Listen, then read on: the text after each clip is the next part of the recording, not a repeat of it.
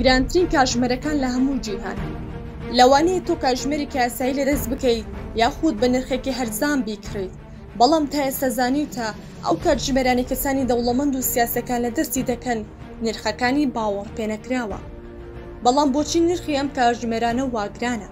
یەکەم لەبەرەوەی لە مادەی گرانبەها دروست دەکرێت وەک ئەڵماس و ئاڵتون و پلاتینیۆم و بەردی نەیزەک و ئێسکی دایناسۆر.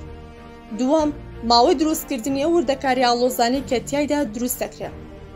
ئەمانەش 15 گرانترین کاتژمێرەکانی جیهانن. یەکەم جیراج پێرگۆ کوێزار، یەکێکە لە 18 مۆدلەکانی کوێزار لە جیهاندا، نرخەکەی 317,154 دۆلارە و بە 200 سەعات دروست دەکرێت.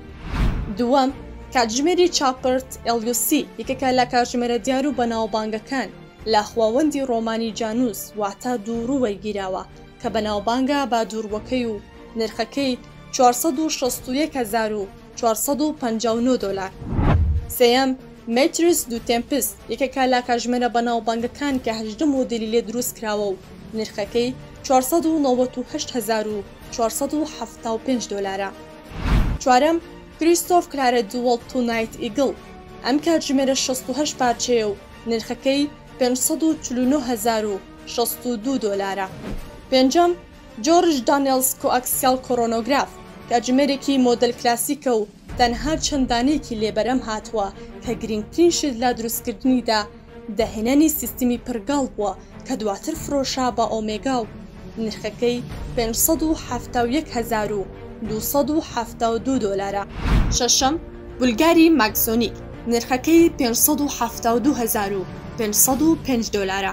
حوتەم یولیس ناردین، سیستمێکی مۆسیقای بێهاتی بیگبێنی تایە و نرخەکەی 704,527 دۆلارە. هەشتەم ئەودەمارس بیگوێ ڕۆیاڵ ئۆگراندی کۆمپلیکیشن، نرخەکەی 915,022 دۆلارە. نۆیەم فرانک ملەر ئینتەرتیس مێگافۆ، ئەم کاتژمێرە چەندین تایبەتمەندی لەخواگرێ، جامەکەی لە یاقوت دروستکراوە و نرخەکەشی 2,220,928 دۆلارە. دەیەم پاتیک فلیپ، 5004 یەک دانە لەم کاتژمێرە دروست کراوە، بە تایبەتیش بۆ مەزاد لە ساڵی 2013، نرخەکەی 3,676,870 دۆلارە. یانزە کۆمەڵەی لویس مۆینەمیتریس لە بەردی گرانبەها و پارچەی نەیزک دروست کراوە و نرخەکەی 4,300,471 دۆلارە.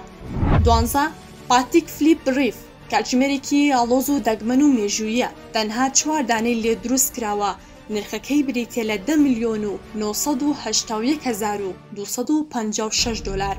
سێزدە پۆل نیومان ڕۆڵاس، نرخەکەی 16,656,961 دۆلارە. چواردە پاتیک فیلیپ، یەکێکە لە گرانترین کاتژمێرەکان، تێچوونەکەی 31 ملیۆن دۆلارە و نرخەکەشی 29,735,760 دۆلارە. پانزە بریگت گراندی کۆمپلیکیشن، کاتژمێرێکی ئاڵۆزە لە ناوە و نرخەکەی 3,846,225 دۆلارە. ئەی نرخی کاتژمێرەکەی دەستی تۆ چەندە؟